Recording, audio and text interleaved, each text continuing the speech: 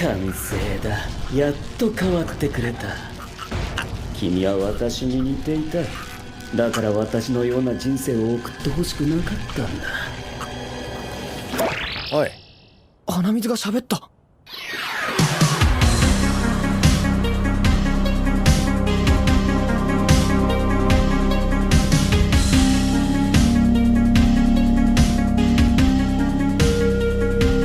When it rains, orange juice and pink lemonade. Hello? Jim's been listening to Easy Life again. You saying that at the market Again. made me start listening to it. I've never stopped listening. You've never stopped, eh? You're a big fan. I've expanded my Easy Life repertoire. I'm listening to all their fucking music. It's all good. Yeah, I don't think there's good. a song that I skip on that. Out of anything that they put out, I think I skipped Skeletons the most now, just because I've heard it so much. I skipped the last song on Life's Oh, a that's Beach. not the album. That's Yeah. like the little preamble, or the post-amble. He's like, you guys are stupid. I'm walking around. I'm going home. Yes. That song. Well, hello, Jim. Hello, how are you doing today? Hello, Dan. Hello, Dan Sama now. Yes, I changed all the titles. Now I'll go from 39 Twitter followers to 40, Jim. I'll be in the big 4-0 club. I'm at Popeye Barkin. This is at Shackoutback Pod. Follow us, rate us, do all that goddamn garbage. Yeah, goddamn, we're on Apple Podcasts now. I think that was I know we between kept last saying and, it. this episode. We kept saying it and saying it over again, but now I think finally we're We on it. 100% are on Apple Podcast, which is a massive dubski in the books. Massive W. Yeah, that was really hard to get on Apple Podcasts, and it was really annoying, but now we're pretty much on everything, I'm pretty sure.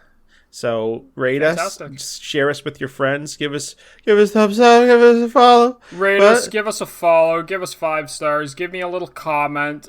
If anyone has any things that can brand us, give me a brand. I'll support anything for money. Send pictures of your feet. Yes. This week, welcome to Shack Out Back. It's a podcast of sorts, a book club of sorts. Last week we talked about Joey King films. This week we're talking about Dad. What are we talking about? We're talking about one of my favorite anime of all time, Mob damn Psycho good. Season 2.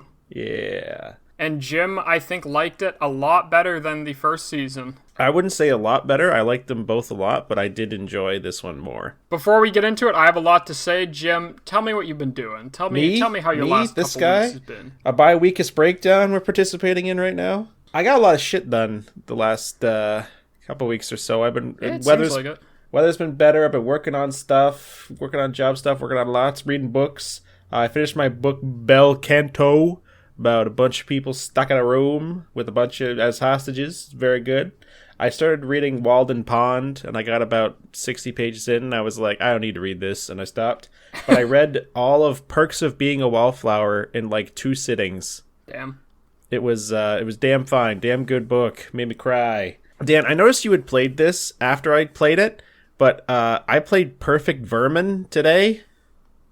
Do you remember what Perfect Vermin I've played is? Perfect Vermin. That's a first for me. No, you've played it. I've seen it on Steam that you have played it. I have no goddamn clue what Perfect Vermin is, Jim. You're a man, you're smashing things with a big sledgehammer, and there's an announcer, and you smash like mimics with the sledgehammer. Oh yeah, this is like a little I know. It's a little free game on Steam. It was like 20 minutes. Yeah. I liked it a lot. I thought it was a little good experience about a guy dying of cancer.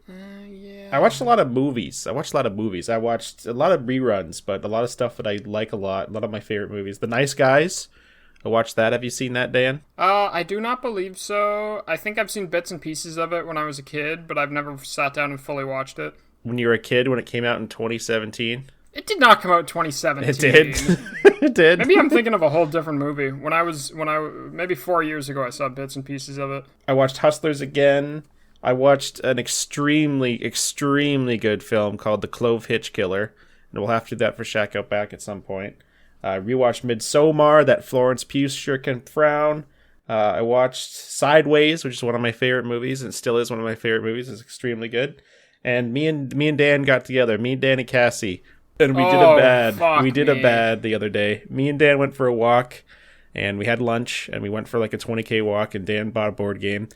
But then we went back to Dan's place, and people are like, "Oh, let's watch more Joey King films." And if you follow us on Twitter, you can see that we watched some, and they were utterly revolting. So we watched The Lie, which came out in 2018, which is just like a very bad film, and kind of not funny enough to be noticeable for anything. It was just like a very poorly done movie. But we watched a movie called Smartass, and truly, like, not being funny, it's one of the worst movies I've ever seen in a bad way. And I don't think it deserves to exist. No, there's nothing on the internet about it, basically. It's already pretty much gone. And the only way we found it was a little, like, on Joey King's filmography. And truly, it is one of the most racist, horrible films I've ever seen in my life. And I hope no one, like, it just ceases to exist in 10 years. Yeah. It actually, like, it was shocking. Like, we kept doing the thing that it's like, wow, they actually said that, but it wasn't in a funny way. They took it all at face value. There's only so much you can really say about it. I'll allude to the fact that Joey King ended up in this movie as being friends with multiple people who threatened sexual violence against her, and not joking. They were 100% serious. And then she just is buddies. Truly, this, like, I know people will say, like, oh, it sounds like a shocking, like, no, I've seen shock movies. Like, I've seen Cannibal Holocaust, I've seen a Serbian film, I've seen shit like that. But truly, like, this film, like, just made my stomach hurt watching it. We could only watch it on, it's so weird, they have it on YouTube for free in 360p, and we said, you know what, let's pay for it. It was like $5. Let's watch it glorious HD. And that's the only place you can really watch it. You can't buy DVDs or anything online. Like, it feels like it was released, and then someone at the production studio was like, we need to scrub this movie from the face of the earth. There's no information you can find out online about box office or releasing anywhere. I still don't know how this movie released, because I don't know if it was I don't even know if it did. No. And Joey King she doesn't have it linked anywhere. It's like she wasn't even in it. This movie was, like, written and directed by a cinematographer who is, like, a white lady, and holy fuck, I couldn't believe, like, one of the ladies, there's a lady who was in a car, and she literally looked like fucking Al Johnson, the jazz singer. Like, it made me, like, sick to look at. It was bad. Yeah. But let's get away from that. What have you been doing, Dan? You sweet man. What have you been up to? What have Danny been doing? What have Dan? Yeah, just as you said, we had a fantastic day a couple days ago. The weather was absolutely beautiful. We're getting out of winter, and I was in a spending money type of mood. I bought the Reagan manga, the little spin-off one-volume type of thing. It looks very, very cool. I bought Made in Abyss's next volume, and then I bought a board game called Boone Lake, and I just read the rules yesterday to that, and it's a big one. The rulebook was like 20 pages long, real thick. But, the rulebook's good when I read that long, and I'm like, I have a good example of how to play this game. I feel like I could teach it immediately. Always good to hear. Video game-wise, it's been the same. I've been playing Elden Ring a ton. Yes, and I've been thinking about it all day, because I respect this morning, Jim. What'd you respect for? Spells? Dex and Faith. That's a good combo. Yeah, I have a lot of stuff that's changing my right-hand armament stuff, like Black Flame and Poison and little health things and clearing poison and rot and everything. I just need to know. I know where I need to go. I need to go and kill an NPC dude to get a spear that's like really good scaling with Faith and Dex, and then I'm probably going to rock that for a long time and just kind of get used to playing like this, because it's really different so far. I'm not doing as much damage as I was in a pure Dex build, but I have access to a ton of different stuff, which is more interesting. Utility, yeah. Yeah. Much more interesting. Other than that, I really need to start playing more Deep Rock, which we're doing after this, but I need to get to level 100 in the Battle Pass. How do you think we're going to do it? Because we have a fifth man now. My friend Ian has come on as our fifth man. There's only 4 men in Deep Rock. So we're going to have to do, like, a 2-man team and a 3-man team or something like that when we all get together for the deep dives. We're going to have to figure it out. I mean, Patrick hasn't said anything about tonight, so it doesn't seem like he's showing up, but it'll happen sometime that someone's like, everyone wants to play and someone has to bow out or do multiple teams. We'll figure it out. Won't be bad. I think multiple teams is the best way, but yeah. Yeah. Other than that, lots of anime. 86 has been on a 2.5-month hiatus, and it just released its second to last episode, and it was insanely good. And then, yeah, I rewatched, obviously, all of Mob Psycho Season 2 and everything, and that was insanely good. Just better on the... I think this is my 4th watch. Very, very good. Do you want to get into the topic at hand then? Jim, let's get into it. Let's get into Mob Psycho Season 2. You sent me, because I didn't want to do another free trial for Crunchyroll, and you sent me your login, basically. I gave you Shudder, you gave me Crunchyroll. Yes. And I no-lifed this. I literally was like... I was going to say, you went from I gave you it, and then I'm like, Jim, have you started it? And 12 hours later, you're like, oh yeah, I finished it. And the special episode. And I was like, okay. It was extremely good, yeah. Yeah. How do you want to break this down? Do you want to go through the rough arc of the show and give comments on it, or how do you want to do it? Yeah, I'd assume Mob Psycho is one of those anime just almost like One Punch Man that even if you don't like anime, you've probably seen bits and pieces or even watched Mob Psycho. I think One Punch Man is easier. I would say to anyone listening right now, you should probably listen to our first episode of Mob Psycho we did about a few months ago, just to 100%. give our initial preamble, because I don't want to do any background summarizing or anything. So if you want our opinions on stuff and some background as to what happened before, go listen to that, and then you can listen to this. But that being said, the way that the second season starts, I almost thought that I was playing the first season again, because I thought the intro was very similar to the first season. Yeah, it just kind of starts in the middle of a exorcism going on. They're at the farm, right? That's the first episode, is just a complete kind of introduction to get back into season 2. It has no story things really. It does, but you don't know it for a long time up until the last episode. He gets something in the first episode that helps him. Wasn't there an exorcism in the first season too, where Mob went to a very farm first and, episode? Yeah. So it's like I was like, hold on, am I watching the same fucking thing again? Where Mob goes to a farm and they gotta exorcise ease someone? you into it, Jim. But Loose Things season 2 deals a lot more with Mob's emotions and who he actually is as a character, as well as who almost everyone is as a character. It's a character developing. Really good. I had watched this a week ago, and I went on YouTube and I was like, oh, let me watch just a summarization of every episode, so I remember what the touchstones were for each point. And I watched it, and some fucking jack off was summarizing the thing and saying, yeah, but this wasted time, and this wasted time, and this wasted time. I love that so much. Yeah, character development, also known as time waster.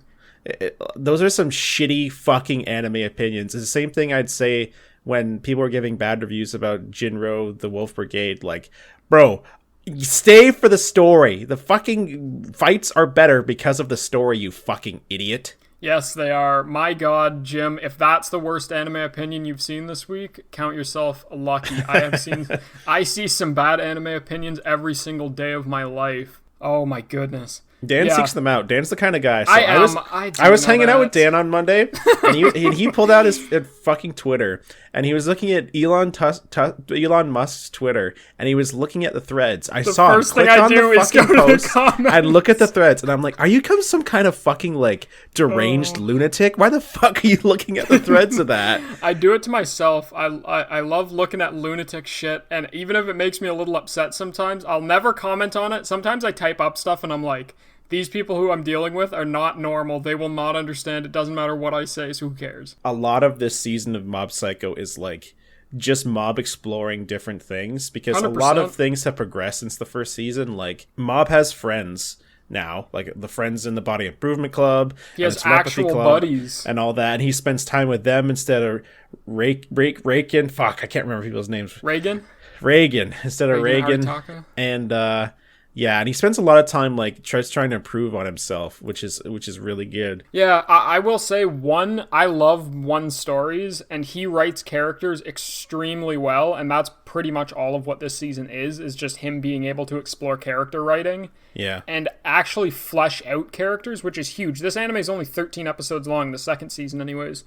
And it feels like a lot of character development happens in 13 episodes, which is rare for shows. It's also good that things aren't regressed since the first season too. No, not at all. Because his brother, Mob's relationship with his brother, is strong and good. Yeah. Like it was at the end of the first season, and they don't have any internal conflict. Ritsu's not pissed at him for anything. They're not rivals or anything. He's not trying to. No, he's just that's my brother, and I'm still kind of scared of him sometimes, but I know he's matured enough that he can control himself way better. You see a little bit of that with the last fight, which the confidence that people have in Mob is fucking amazing, and people are made better in this season by like what, like how like, you know what I want to do, you know what I want to break this down is I want to go like by some of the main characters and see like how they change and progress in seasons. So the first one I want to talk about is Reagan, because Reagan has a really cool, what did you think of Reagan's little arc in this, Dan?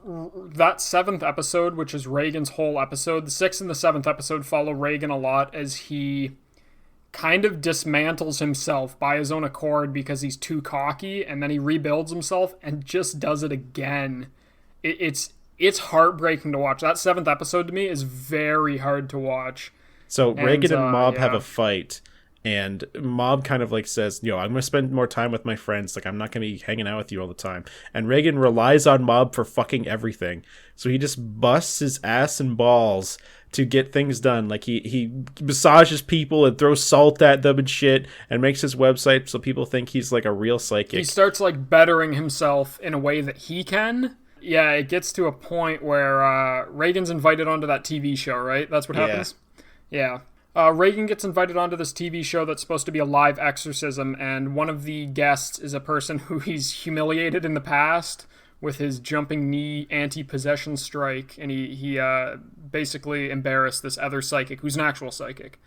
So it was set up by him to let Reagan do this exorcism on live TV because he's the rising star in the city. And Reagan goes up to do the exorcism, knows it's fake, but thinks that there's some cue for the kid to stop acting like it's an exorcism. Yeah. So he does it for like 40 minutes, just doing all the stupid shit. And then the person's like, okay, we're on live TV. Like, can we have the actual exorcist come out, the dude? And he just walks up and goes, yeah, this kid's not actually like possessed. He's just faking it. And it's so hard to watch because everyone is just making fun of Reagan and being like, what were you doing for 30 minutes? Like, he's like, and he just digs himself deeper, and he even says it in his head. He's like, I don't need to say anything. I just need to leave. And he's like, no, there actually was a ghost here. And it's so real. It's so relatable because so many people do that. They get themselves into a position like that, and it's like, just say nothing, and you just dig yourself deeper into a deeper pit you now need to get out of. Reference on Checkout Back, it's like Dan wearing that Zelda shirt when he was 11. Oh, literally, it's me. I've never played Zelda, and I had that cool epic Triforce shirt, and thankfully no one ever asked me about it. I think that Reagan sort of strengthened his character, too, because after that, Mob helps him out on the thing. He goes on live television, Mob, like, shoots everything around the room, so everyone thinks Reagan's a fucking psychic again. And then he's much more, like, supportive of Mob, like, developing and growing up and stuff, and he like, looks to support him. Like, he runs alongside him when Mob does the tournament. I love that. They have the whole episode. Yeah. This show has one of the strongest characters in most modern anime, and they have a whole episode about a track meet. It's so fucking good. But yeah, that scene with Reagan on the bridge, he goes to a big press release and everyone's grilling him, and Reagan's trying to talk his way out of it, and he just looks into the camera and basically makes an apology to Mob, directly to Mob. And then Mob is, like, definitely near the studio throwing shit around. And they have a little commune on the bridge. And Reagan, like, goes to walk by him and he's like, thanks, but why are you here? Blah, blah, blah. And it brings a tear to my eye, Jim, every time I watch this because I love these characters so much. Mob's like, I know what you were. And Reagan, like, stops in his tracks because obviously he's going to be told, like, you're a fucking fake, you're a con, you're a fraud. And Mob just says, I know what my master is. He's a truly nice guy. And I'm like, oh my goodness. So Mob knows, like, yeah. Mob knows 100% now, which is huge. I don't know if Mob knows he doesn't have powers. You think I don't know if that's implied. I think it's left. I think that's, like, deliberately ambiguous. Yeah, you think so? I could see that. I could see that. What about the Telepathy Club and the Body Improvement Club? Because I feel like one of the strongest episodes is like two of the people have the same birthday. It's Haruto Kibayashi. And the guy with who is this guy? Hiroshi. I'm bad at Japanese name. It's just one of the Body Improvement guys. Kumagawa. Yeah. They have the same birthday. So both the Body Improvement Club and the Telepathy Club go out for lunch or dinner. And they're going to go for karaoke and shit. And they're just, like, hanging out. Which would actually happen if you spent all your time together. Because the Body Improvement Club let the Telepathy Club just chill in their room. Yeah, they're not, like, active friends, but they're always together just kind of near each other. So, yeah, it really felt like, I'm sure you experienced it. I can definitely think of times in high school when it's like, I'm caught between two groups, and I don't know why, but now they're hanging out for a night, and it's like, this kind of feels weird, but everyone's still having a good time. Yeah, and it was really cool seeing the development on that, too. Yeah. A lot of the fleshing out of the students, too. Like, they have Mob runs for student council president, and everyone runs for that. I would say if there was one criticism that people were like, nothing happens, it's a waste of time, this kind of student council president vote was kind of weird, that the student council president resigned, ran again, and won, but it was just an excuse for Mob to get a girlfriend. What do you think about Mob and his girlfriend, Dan? Again, very, very touching. Girl asks out Mob on a dare, he doesn't know it, and then Mob actually rejects her. So she's so embarrassed she doesn't tell her friends that Mob rejected her, so they start hanging out every day. And eventually it's revealed that, she's like, thanks, this was actually a dare, I didn't want to tell my friends, thanks for hanging out with me, no hard feelings. And she just kind of walks away, and Mob's really, really heartbroken about that. You can tell, like, he's really just kind of upset about that. Her friends make fun of her because she makes poetry, I believe, or does writing, if I remember. Yep. And she starts making fun of it and is like, yeah, just rip it up, throw it away, let's go hang out. And she doesn't want to do that. And Mob comes up and he just starts picking up all the pieces and shit. And they spend like 20 or 30 minutes picking up all the little pieces. And then at the end, this was a huge thing too, because in the first season, he didn't show anyone that he had like ESP powers. He just grabs all the paper and instantly transforms it back into its standard form and just gives it to her. And you don't really see her again, which is cool too. She doesn't start hanging out with him more because he can do that. Well, I think it was also set up too for Subomi? Subomi. Yeah. Because she sees him use his ESP powers and stuff. I actually thought a lot of the commentary of her too, the girl that Mob has a crush on, she's like in the background of a lot of scenes. Her friends goes to see Reagan to get advice about a boy, all this other stuff. She's a very intelligent character, and she sounds in the backgrounds too. But I feel like the most important part of that relationship, which between Mob and that girl, is his brother is like ducking behind things, and like he tells his brother finds out from Dimple, I think, that he likes her, but he's just like, oh yeah, she was just some girl who used to hang around. I thought she was kind of like not great. She left during a hide and seek game. She couldn't find us, and we watched her walk away and go home. I thought that was fucking amazing. I love all these different characters, like his brother and Dimple and Reagan and stuff, are giving him outside advice and outside commentary on the situation. Yeah. But I feel like if Mob has a very like strong character flaws, that he always spends all his time in his head. Like he's always thinking about how he compares to other people and what he can do to improve himself for other people. But he never really, I don't know if he turns more of a critical eye on himself as much. I feel like he does that more in this season, but that's like the thing he needs to learn to do. Yeah, the biggest character trait that I think that he goes through is during the last fight when he learns it from Mogami. Mogami was the big spirit dude that was nearly as strong as Mob that trapped him in his mind for that episode. You know who I'm talking about? Yep. Yeah.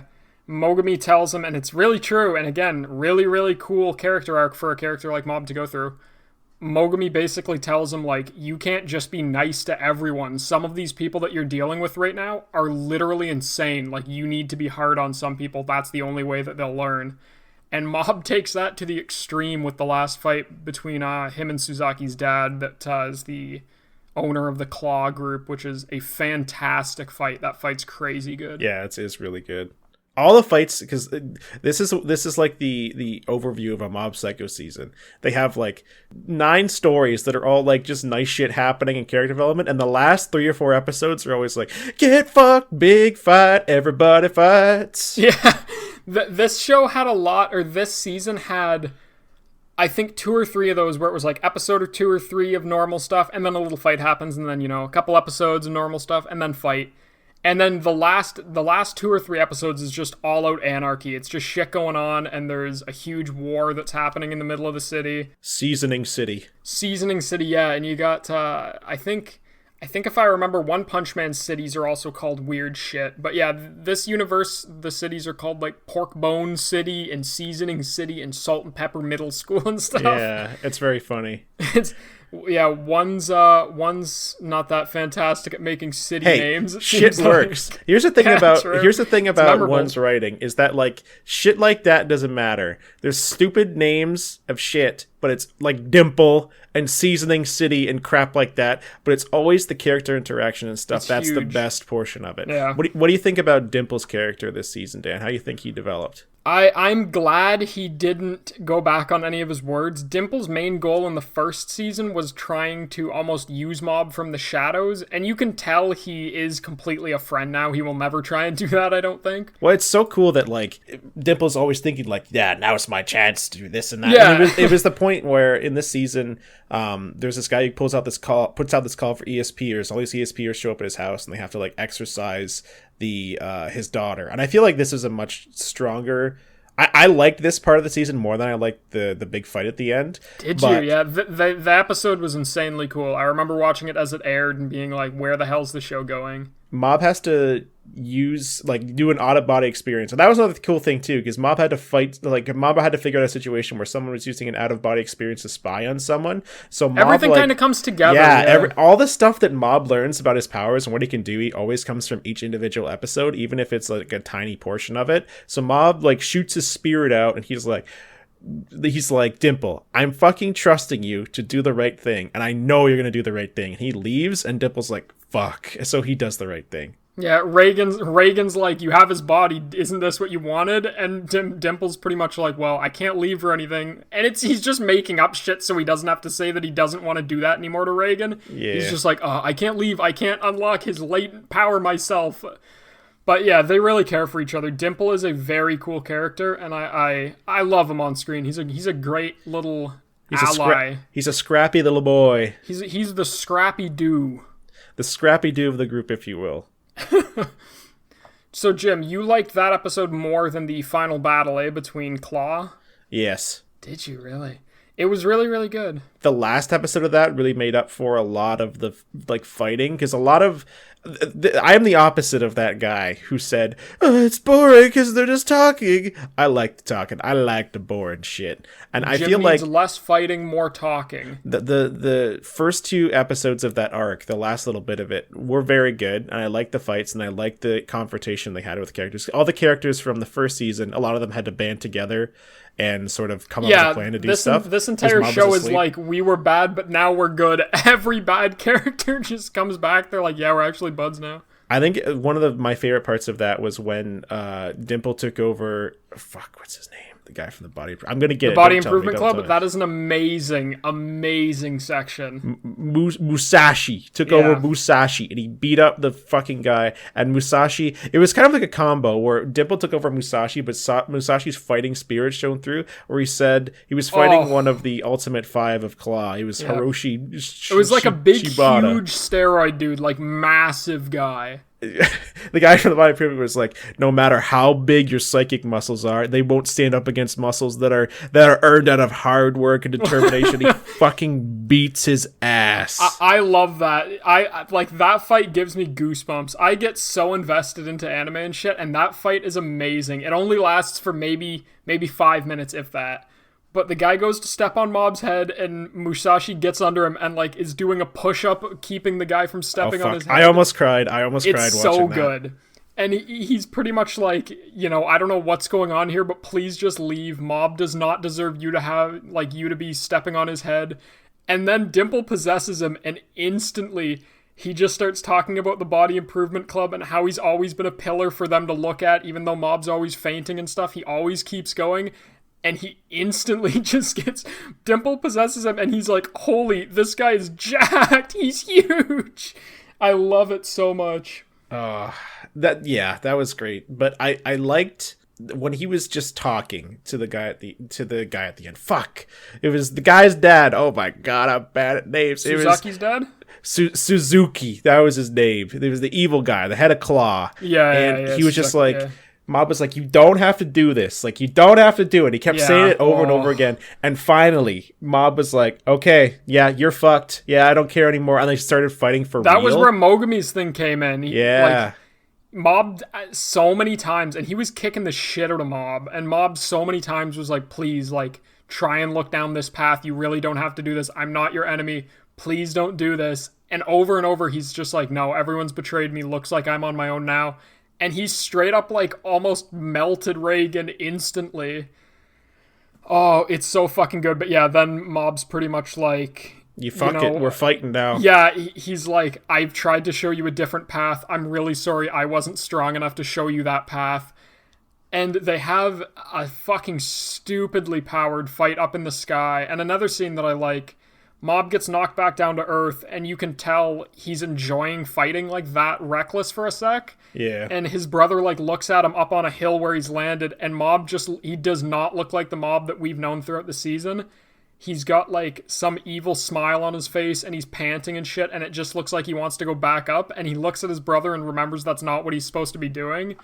Really, really good. Everything comes together. Well, and I think the climax of that fight is the best part, where that guy used his power so much that he turned into like a nuke, essentially. He was gonna fucking nuke the city, and Reagan and everyone and all of Mob's friends are trying to run away from the city's epicenter, and Mob was just like, yo, even if I die, I'm gonna siphon some of your power so my friends make it away. And the guy's like, are you sure you want to do that? And Mob's like, yeah, I'm gonna sit here with you while this happens. And I was like, oh, yeah. Holy fuck.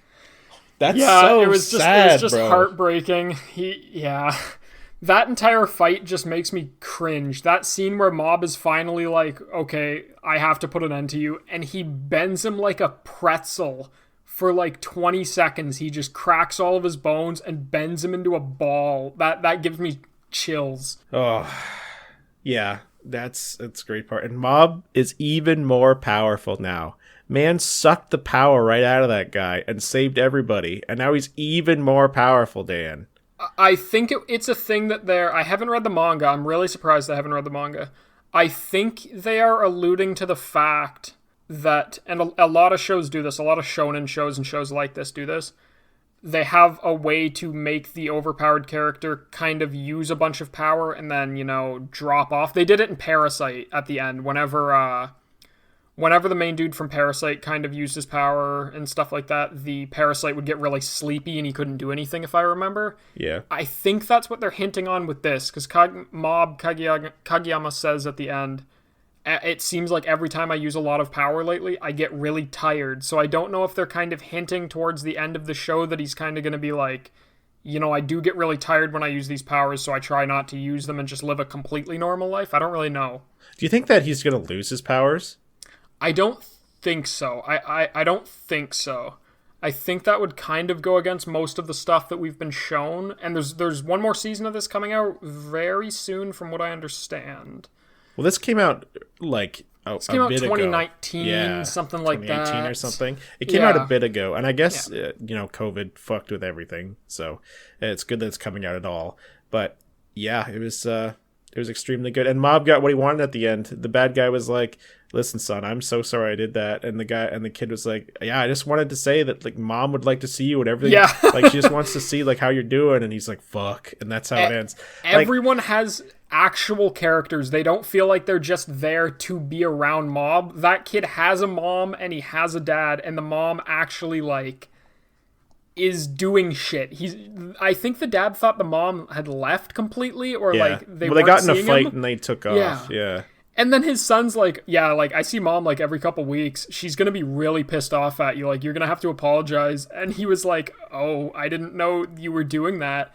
And it just is really touching. Like, everyone has their own shit going on. It's not just to be around Mob. I feel like the perfect encapsulation of Mob in this season, and rightly so, because that's probably what they're trying to get at. What was that big spirit's name again? Mogami, yeah. Mogami. When he took over Mob went in his spirit, or went in the girl that he was possessing, and then he made Mob live out like 6 months of his life where he didn't have powers and everyone treated him like shit. It was basically like a nightmare world, and the girl he was possessing was there. And what's her name? Let me get that up here. It was Minori. Yeah, Minori. And he didn't like mess with their minds at all. He just put them in situations where how she actually would act. Yeah, they would act like on each other. And she was the biggest piece of shit to have ever existed to Mob. And he almost says that. He says when they get out, he's like, I have to go save that horrible girl. And I'm like, oh my god. Like, she bullies him, she gets people to beat him up, and she just treats him like shit, and he has no one. And he almost, like, Megumi gives him the powers back, and he almost fucking, like, kills everybody. And then Dimple comes and he's like, bro, like, this isn't you. Like, you're okay. Everything's all right. And Mom's like, oh, fuck. Yeah, okay. And then he just You gets see over Jacked it, Mob for a second there, too. You see what Mob wants to be when Dimple's like, Mob, you have to remember all the training you did with the Body Improvement Club. Remember how you look after that. And for a second, he grows like 6 feet tall, and he gets huge jacked muscles with his little tiny head. And Dimple's like, oh my god, that's how he sees himself. I love that. It was the perfect, oh my god, I've never seen, that is almost like a perfect moment of a show. Like, It's so fucking sad and dour, and Dimple comes in, he's just like, you okay, man? Everything's okay? And then everything's okay. And something fucked up happens, and that's, I'm sure is alluding to something that will happen in the third season, where Mob doesn't really beat Megumi. He just, like, his like dark passenger, for want of a better term, from Dexter, takes over Mob, and then I think Megumi talked to that guy and Mob, and something weird happened. So I don't know what the fuck's going on there, but it was extremely good. Oh yeah. Were you talking about when Mogami gets captured by the spirit dude? No. Like, Megumi, like, I don't know if you remember this, but Megumi talks to someone. Oh. Yeah, he talks to Mob, or the spirit that's in Mob. That's like when Mob, you see Mob at like question mark percentage, and he just God looks Mob. Like, and he's like, oh my god, that's living in you, and that's all he says, and it's like, he says something like, you've finally broken your vessel, and that's what's actually in you. And I don't know what they're alluding to. I'm really excited to eventually get the manga of this, because it is beautifully drawn. I think one's art is great. It's really stylistic and everything. Well, you showed me the Reagan one you bought, and it definitely has a good style to it that's replicated to a good extent in the anime too. It's extremely, because it doesn't look like other manga, which I think makes it not at all all, the more strong. Yeah. Jim, are you gonna watch Mob Psycho season 3? Tell me. Of course I am. Now that I have Crunchyroll, I you know what I'm hoping for, Dan? The return of Dash Granny. Oh, yeah, the episode that they go and fight, like, urban legends. That was great. They fought Dash Granny. the human-faced dog, whatever the hell it was, and they fought the lady from The Ring, and they fought Dash Granny and Red Raincoat, and they were all fake except for, like, the lady from The Ring. I don't remember her name now. The Grabber or the Dragger. Oh, the Grabber. Yeah, they figure out that the Grabber is real because of people's inhibitions thinking that she's real. I got to flex my parapod knowledge because Barry Dodds talked about topers. That's the Draggers. The Grabber's a toper. Is that what it's? It's a thing that is born out of the collective unconscious of people. Oh, really? I didn't know that was like an actual concept. That's interesting. And he brought it up when he was talking about Slender Man, when Barry Dodds thought Slender Man was real. Oh my god. But that was so good. And Dash Granny, like, foreshadowed something that happened because Mob has to fight Dash Granny. They're in a tunnel. It's very reminiscent of one of the first seasons, or one of the first episodes of Mob Psycho 2, when they're fighting all those spirits in the tunnel. Dash Granny runs to them, and Mob's like, oh, I can't sense anything, I'm so scared. And then she's just a regular person. Reagan's able to sneak up on guys. Oh my god. Like, there's a guy who's blind who can teleport and predict when people are going to hit him and stuff. And Reagan just walks up to him and does one of Reagan's special moves where it's the self-defense rush. Self-defense rush. He has to yell out self-defense just in case he gets in trouble with the police. And he fucking just wails on this guy. And I don't know why, but Reagan's character never gets old to me, and it feels like one of those things that could be a one-off.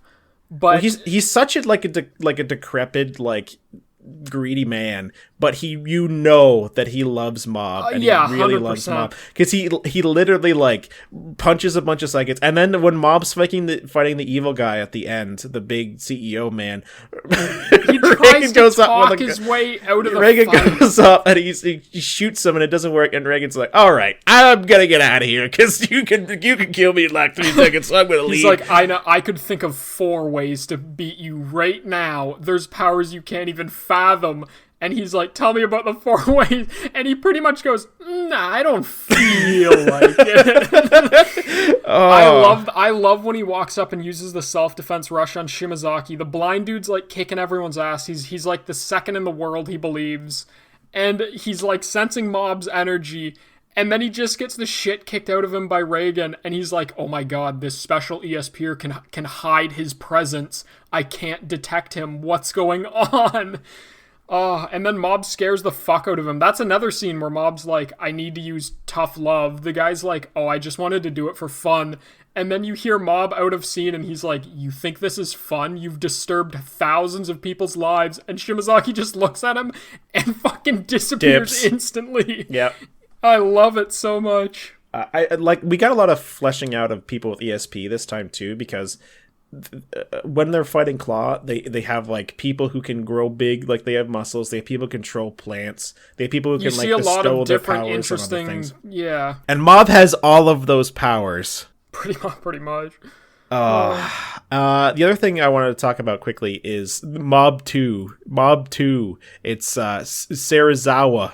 The Hakikomori man who Reagan takes under his wing. And that's another interesting trope because it's almost like you're looking at what Mob could have been if he didn't have a family structure. Very interesting. If he didn't have Reagan, that's what Mob could have been. But he's this man who was a shut-in and he didn't know what his powers were. He was a very strong ESPer and he was afraid of like going outside and shit. And the evil guy kind of took him under his wing and said, use this umbrella and blah, blah, blah, and come work for me and I'll give you purpose. And then it kind of blinded Serizawa to the bad stuff that was going on, because instead of having him and Mob fight a little bit, but then Mob's like, this isn't right. To talk, yeah. Yeah, they're like, this isn't cool. And like he doesn't respect you and like it's just a big front to get him to use you, right? And Serizawa's like, oh, fuck.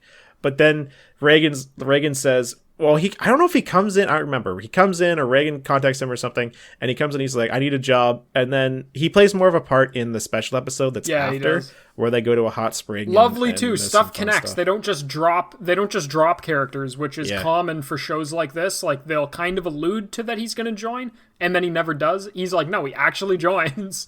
And Ritsu and Hanazawa also play a bigger part in the Spirits and Such office too. Yeah, they come and like they fill in for Mob, which is a thing that would happen. Very cool like character interactions in this show. Yeah. With this really strong cast of characters in the second season too, it's really going to set up some good like social turmoil that's going to happen in the third season.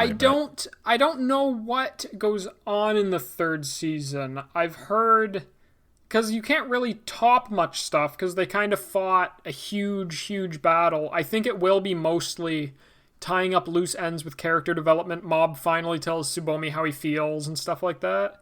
We talked about that in the first episode. Yeah, I believe that happens in the manga. I'm sure it'll happen in the anime too. But I'm really excited to see what happens with all that. So I think we're wrapping up here. Final thoughts on Mob Psycho Season 2 there, Dan? Oh, final thoughts.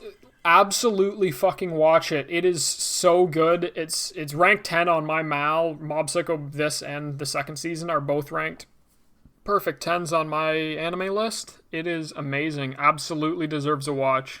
I'll say that if you, for any reason, you were kind of like, you watched all of season 1 and you're like, I don't know if I'm going to continue, blah, blah, blah. Like, I'd say that this season's a lot stronger than the first one, which is still a strong season. The first season's extremely good, and this one's even better, so it's a no-brainer to watch it. Yeah. So I think we're winding down here, Dan. The shutters are closing on the shack. Getting their footy pajamas on. Radicus jumping in my lap. I'm putting on my Mob shirt that says "I put dimple on my dimple." I make that shirt. I will say I don't think I've talked about Checkout Back, but the cats in the house have been a lot better. We didn't get rid of the cats, you were saying about that. One of the cats was younger, and we gave her to my roommate's mom. And the other 2 cats have been like way better, like way happier and excited and stuff. And they jump in my lap and shit like that. So one of these days, maybe I could have one of the cats and they can play Radicus. It'd be fun. That's beautiful. That's beautiful. It all comes around. But do you want to know what we're talking about for next episode of Shack wondering, Up Back? Yeah. Let me know. What are we doing? No, we're not talking about Smart. Oh, God, that would be horrible. No, we are going to talk about the 2004, I believe, film Sideways. What's it called? Sideways? Yeah. Sideways. It's about two men who are over the hill getting drunk on one of their bachelor trips before they get married. And it's a movie that I found in high school that I liked a lot, and I watched it again recently, and I enjoyed it very much still. So we'll have to get together and watch that. I'll have to come over and bring my DVD. 100%. Yeah, we'll play some Boone Lake and we'll watch Sideways. We'll give each other a boon and we'll watch some Sideways. But yeah, you take us out here, Dan. I've been taking us out too much. What are you taking us out with? I'm going to take us out by reading some of my manga and anime that have gotten a top 10 from me. Okay. I gave Yu Yu Hakusho a 10, Tokyo Godfathers, Gurren Lagann, Kaiji Ultimate Survivor, Redline, Kill la Kill, Jim loves Kill la Kill. Ugh. Kill la Kill's so good. One Punch Man, first season of Boku no Hero Academy, Mob Psycho season 1 and 2, Promise Neverland, not the second season. Second season's not good. Good night, darling. Goodbye, Jim. Bye-bye. Good night, Dan. Good night, everybody.